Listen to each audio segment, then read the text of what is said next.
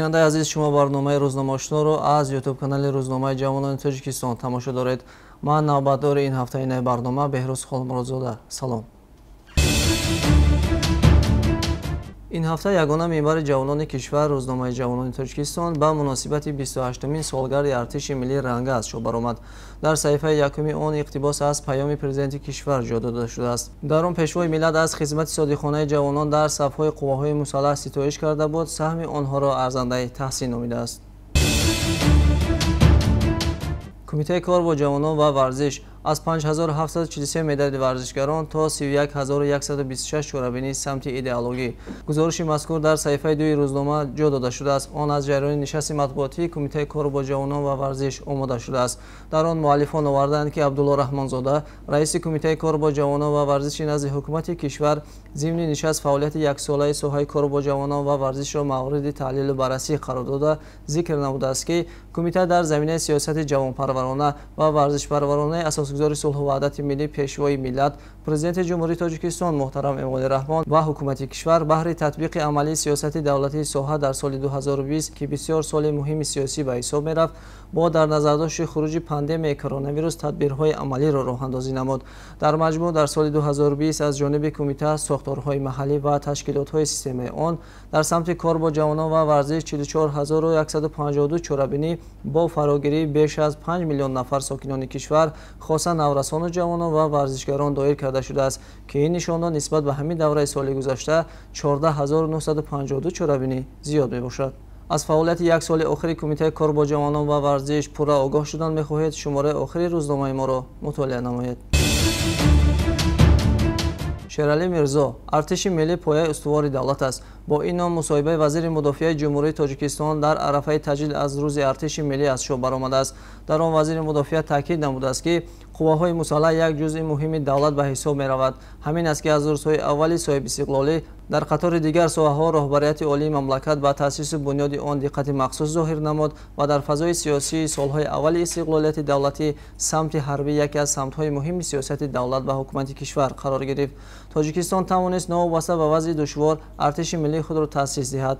албатта дар мавриди роҳи тай намуда марҳилаҳои паси сар намудаи артиши миллиамон ҳамагон огоҳӣ дорем. муҳимтар аз ҳама дар тамоми ин давра ҳайати шахсии артиши миллиамон борҳо садоқати бепоёни хешро ба халқу ватан нишон доданд. дар муддати 28 сол ба дӯши хизматчиёни ҳарбии мамлакат иҷрои вазифаҳое гузошта шуда буданд ки тақдири миллат ва сулҳу субот аз ҳали онҳо вобаста буд ва ҳайати шахсии қувваҳои мусаллаҳ аз уҳдаи иҷрои рисолати касбияшон бо сарбаландӣ баромаданд. барои бештар огоҳӣ пайдо кардан аз бурду бохти вазорати мудофиаи кишвар, мусоҳибаи мазкурро аз шумораи охири рӯзномаи ҷавонони Тоҷикистон пайдо ва мутолиа намоед.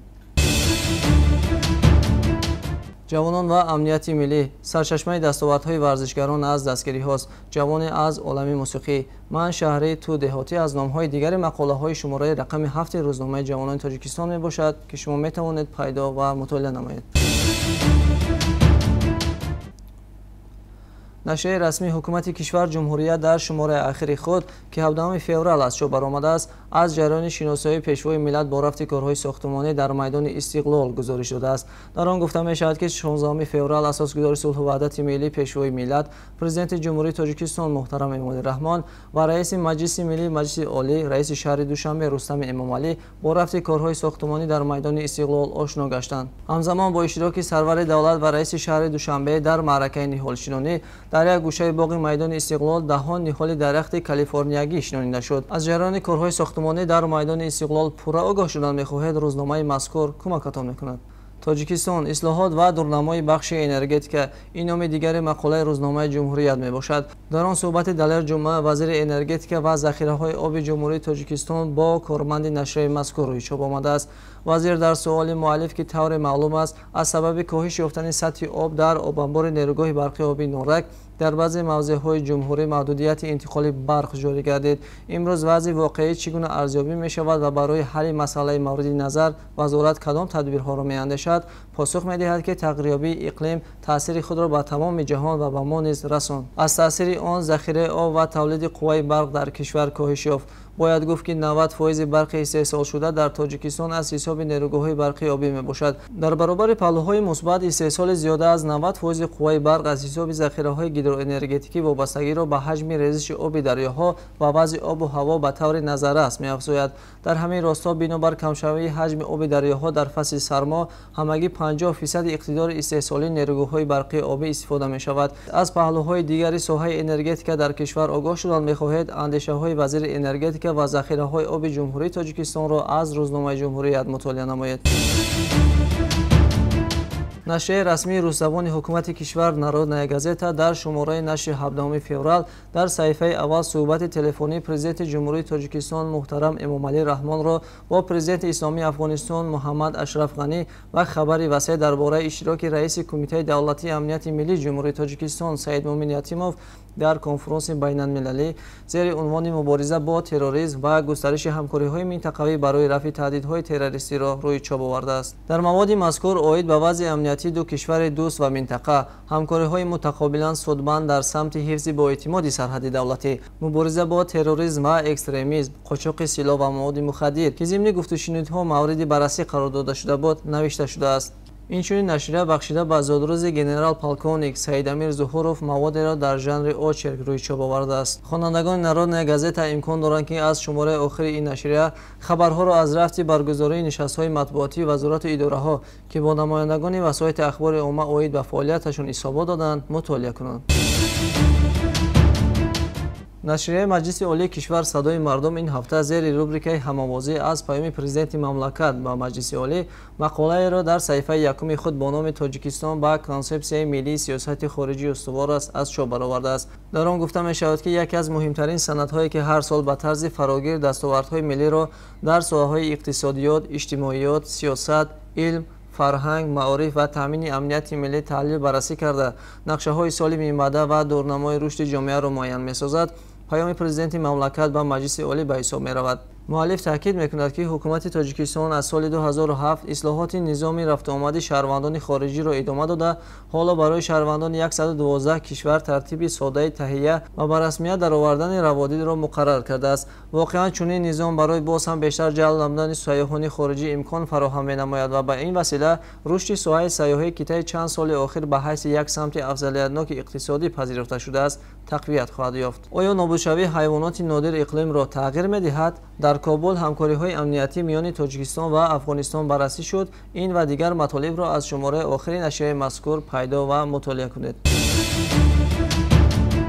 амнияти иттилоотӣ, амнияти миллист. мавзӯи мазкур дар шумораи охири ҳафтаномаи Минбари халқ аст. маводи мазкур аз суҳбати ду рӯзноманигор рӯи чоп омадааст. дар он гуфта мешавад ки имрӯз иттилоот ба ҳайси аслиҳаи пуриқтидор дар ҷаҳон эътироф шудааст ки кишварҳои абадқудрат ба хотири пиёда сохтани ҳадафҳои геополитикии худ аз он истифода мекунанд. аммо сиёсати Тоҷикистон дар қиболи чунин мавқеъгирӣ шаффоф ва ҳамзамон посухгӯи талабот аст.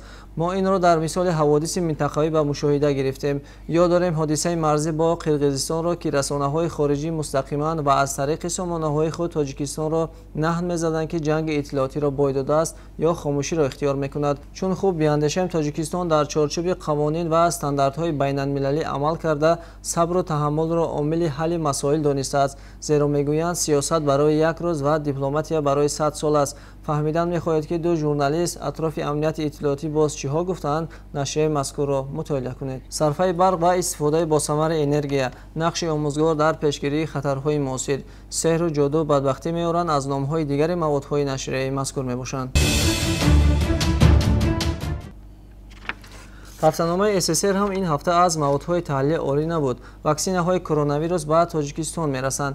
яке аз номҳои маводҳои нашрияи мазкур аст. дар он гуфта мешавад ки Ҷамолиддин Абдуллозода, вазири тандурустӣ ва ҳифзи иҷтимоии аҳолии ҷумҳурии Тоҷикистон гуфт ки ваксинаи аврупои AstraZeneca 1000 баста ба кишвари мо аввали моҳи март ворид хоҳанд шуд. ин ваксинаҳо дар доираи барномаҳои COVAX ройгон оварда шуда барои ваксинатсияи 20% аҳолӣ, яъне 1 800 000 нафар пешбинӣ мегардад. дар идома муаллиф аз забони вазир таъкид мекунад ки сокинони кишвар набояд аз авҷи навъи нави вируси корона ки муҳри британӣ дорад нигарон бошанд, зеро дар амборҳои вазорати тандурустӣ ва ҳифзи иҷтимоии аҳолӣ маводҳои лозимаи доруворӣ ба теъдоди хеле зиёд захира шудааст. таҳдид, қарори тақдирсози Крим, ширкатҳои ҳоҷибар ё бозори берақобат аз номҳои дигари мақолаҳои ҳафтаномаи СССР мебошад ки шумо метавонед пайдо ва мутолиа кунед. чанд мулоҳиза баъди тамошои як филм. Ин номи мақолае мебошад ки дар ҳафтаномаи Фараж аз чоп баромадааст. дар он гуфта мешавад ки тамошои филми мустанади телевизионии бешарафӣ ки дар бораи Мулло Қаландар ба писари ӯ Муҳаммад Иқболи Садриддин таҳия шудааст, ду хат дорад. хати якум қалобии падару писар бо ин роҳ фиреб дода шудани даҳон мардуми оддии бечора ва ба василаи ин роҳи ҳам аз нигоҳи инсонӣ ва ҳам аз нигоҳи исломӣ ҷиноят ва ҳаром сарват аз худкунии ин падару писар аст. муаллиф дар давоми матлаб таъкид мекунад ки мутаассифона имрӯз ҷанг ба касби ман мансуб шудааст, яъне ҷанги матбуотӣ шудааст. он василаеро ки мақсадаш ширингӯист ба талхиву ифротӣ мепайвастагӣ шуданд ва ҳар касе ки ба ини он сабаб мақсади дилхоҳашро ҳосил накард ба технологияи нав даст мезанад ва суханҳоеро мегӯяд ки дар даруни дил гуфтанашон ҳам одамгарӣ нест. онҳо аз он истифода кардан мехоҳанд ки чанд сурав оятро аз ёд карданд, аз он истифода кардан мехоҳанд ки мардуми тоҷик ба худову расул эътиқод дорад, аз он истифода кардан мехоҳанд ки мутаассифона мушкилиҳои иқтисодӣ ва гайи ҳам иҷтимоӣ ки ҳамчун иллати ҷанг дар Тоҷикистон пайдо шудаанд ҳанӯз рафт нашудаанд ва аҷиб аст ки ҳатто онҳое ки зиндагӣ ба ҳолашон хандидааст дигаронро ба берӯҳагӣ бурдан мехоҳанд. ин аст фоҷиаи имрӯзаи иддаи аз ҳамзабонҳо ва ҳамватанҳои мо. хатлон аз изофанависӣ дар кишти картошка то ба ҷавобгарии ҷиноятӣ кашидани 112 мансабдор. рушди маҳал маҳаки сиёсати ҳукумат аст. ифротгароии иттилоотӣ ҳамчун таҳдиду хатари замони муосир аз маводҳои дигари ҳафтаномаи Фараж мебошанд. бинандаи азиз, шумо барномаи рӯзномаошуноро аз ютуб канали рӯзномаи ҷавонони Тоҷикистон тамошо кардед. ба канали мо обуна шуданро фаромӯш насозед. то барномаҳои баъдӣ, хайр.